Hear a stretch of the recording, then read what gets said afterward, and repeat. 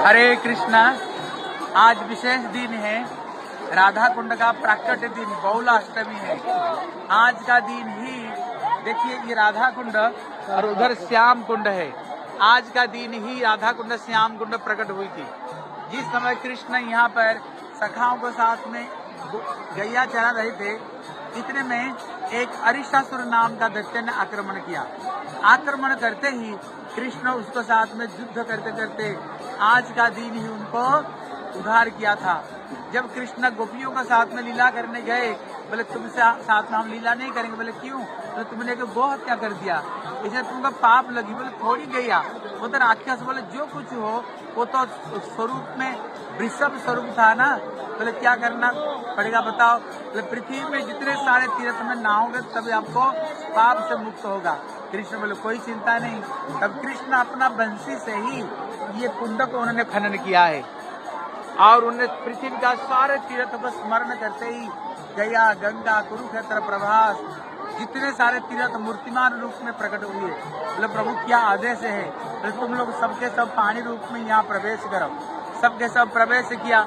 इतने में सखियों ने देखा कृष्ण का तो बड़े सुंदर कुंड बना, लेकिन हमारे किशोर जी को कोई कुंड नहीं।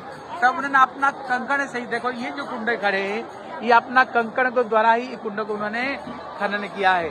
लेकिन पानी कहाँ से लाएंगे? कृष्ण ने कहा भैया मेरे कुंड का पानी ले लो। बोले क्या आप उसमें स्नान किया, आपको गौहत्या की पाप लगी, वो पानी में भी पाप लग गया, आपको पानी नहीं लेंगे, हम तो मानसी गंगा से ही पानी भर कर ले आएंगे। इतने में कृष्ण सारे तीर्थ को स्मरण बोले, जब तक मेरी कृपा तो प्राप्त की, जब तक श्री किशोर जी की कृपा नहीं हो तब तक मेरी कृपा पूर्ण नहीं। बोले क्या करना? बोले स्ट्राइक कर दो, सब राधा जी के चरण में लेट जाओ। जब लेट गए बोले क्या करना पड़ेगा?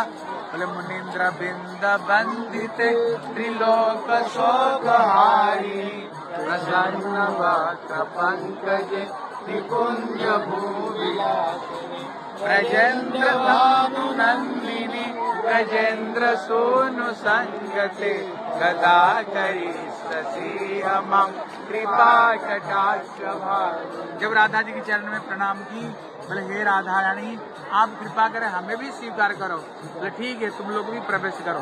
कृष्ण तो छलिया है। कृष्ण ने किया वो उधर कृष्ण कुंड से राधा कुंड के लिए अपना बंसी से ही अंदर से छेद कर दिया और जितने सारे पानी ये राधा कुंड में आ गया। इसलिए वो बीच संगम है, ये कुंड नहीं। कहती राधा रानी ही साक्षात रूप में कुंड रूप में प्रकट हुए। वो कृष्ण कुंड नहीं, वो कृष्ण ही कुंड रूप में प्रकट हुए। और जो बीच का जो स्थान है ये संगम है, ये राधा कृष्ण का ये मिलन स्थली, ये संगम है। इसलिए श्री कृष्णदास कविराज गोस्वामी कहते हैं जो व्यक्ति राधा रानी के कुंड में स्नान करेगा कहते वो राधा रानी का प्रेम में ही अवगान करते हैं और उसको अचिरात में राधा रानी के प्रेम को प्रकट होगा। कहते जो मुनीन्द्र बिंद बंदिते त्रिलोक शोकहारिणी, कहते अगर ये अष्टक को कोई व्यक्ति ये राधा कुंड में खड़े होकर घुटन तक हो, कमर तक हो, छाती तक हो, अगर कोई स्तुति करे 108 बार, राधा रानी स्वयं प्रकट होकर के ये राधा कुंड से ही दर्शन देती है। इतने महिमा। इसलिए आज राधा कुंड का प्रकट दिवस है। आप सभी लोगों को बधाई है। जो लोग आ सके तो अच्छी बात, जो नहीं आ सके आप मन मन में ये राधा कुंड में स्नान करो। मन मन में स्नान करने पर भी भगवान कहते तभी आपको फल की प्राप्ति होगी। बोले श्री राधा कुंड की, बोले श्री श्याम कुंड की।